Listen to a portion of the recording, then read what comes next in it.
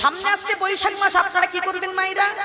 বৈশাখ মাসে সুন্দরভাবে আপনারা তুলসী দেবীকে জল প্রদান করবেন। মায়েরা দেন? ও মায়েরা, আপনারা তুলসী তলায় প্রত্যেকদিন জল দেন? দেন তো? কিন্তু বৈশাখ মাসে জল দানের মাহাত্ম্য অনেক মায়েরা। হ্যাঁ, যে বৈশাখ মাসে মনে রাখবেন, আপনারা এই মাসে যদি একবার করে প্রত্যেক বছরে সারা জীবন তো আপনারা জল দেন, প্রত্যেক দিনই দেন। তবে হ্যাঁ মায়েরা, তুলসী গাছে জল দেওয়ার সময় খবরদার ভিজে কাপড় গায়ে দিয়ে জলটা দেবেন না। কেন জানেন? অনেক মায়েরা স্নান করে এসে ভিজে কাপড় গায়ে থাকে, তুলসী গাছে জল দিচ্ছেন, এটা অপরাধ, ওটা নিয়ম নয়।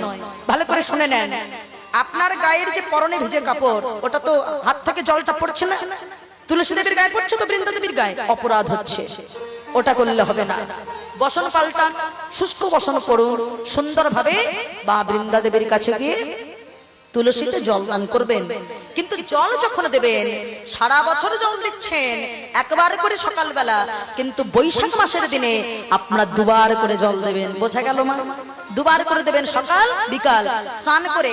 আর যদি পারেন তুলসীতে যদি জলের ধারা দিতে পারেন, তাই না, দুদিকে বেঁধে একটা ঘট স্থাপন করতে হয় মা বৃন্দা দেবীর মাথার উপরে, সেটা মাটিরও হতে পারে তাম্রেরও হতে পারে, তাই না, দিয়ে তার মাঝখানে ছিদ্র করে একটা সলতে দিয়ে সেটাতে যখন দিতে পারবেন মায়েরা, তার অনেক মাহিমা হবে। ওইভাবে যদি জল প্রদান করতে পারেন খুবই ভালো। কেন জানেন? কারণ স্বয়ং বাবা ভোলানাথ একবার তিনি নিজে তার ছেলে কার্তিককে বলেছিল, শোনো কার্তিক, এই তুলসী দেবী হলো এই জগতে যত পুষ্প রয়েছে, যত পত্র রয়েছে, তার ভিতর থেকে শ্রেষ্ঠ হলো মা বৃন্দা দেবী তুলসী পত্র। কারণ আমরা সবাই জানি বৃন্দা দেবীকে আমরা বলি কৃষ্ণ প্রেয়সী। তাহলে তুলসীতে যখন জল দান করবেন মায়েরা কি মন্ত্র বলবেন? গোবিন্দ বল্লভাং দেবী ভক্ত চৈতন্যকারিণী স্নাপু আমি জগদ্ধাত্রী কৃষ্ণ ভক্তি প্রদায়িনী। বোঝা গেল? কি বলবেন? ভালো করে গুরুদেবের নিকট না হয় শুনে নেবেন মায়েরা।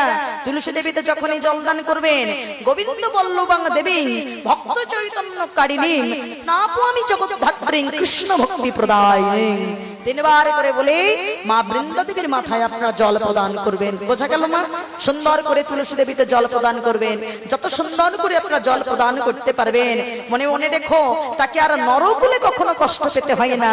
তিনি তো গোবিন্দের প্রেয়সী, সরাসরি সে গোবিন্দের চরণ লাভ করে। বাবা, এই মনটাকে সরল করে গোবিন্দের চরণে আপনারা এইভাবে তুলসীতে জলের ধারা প্রদান করবেন। তাই শোনে শোনে মায়েরা বলে, শোনা শোনা, মনটাকে সরল করতে হবে। মন যদি সরল না হয় তাহলে গোবিন্দেরই কৃপা হবে না। কারণ মনে যদি জিলিপির প্যাচের মতো মন থাকে, কখনো ভগবান পাওয়া যায় না। হ্যাঁ, তাই মনটাকে আগে সরল করো। যেমন সোজা গাছটাকে যেমন আগে কাটা হয়, কেন সোজা গাছটাকে আগে কাটা হয়?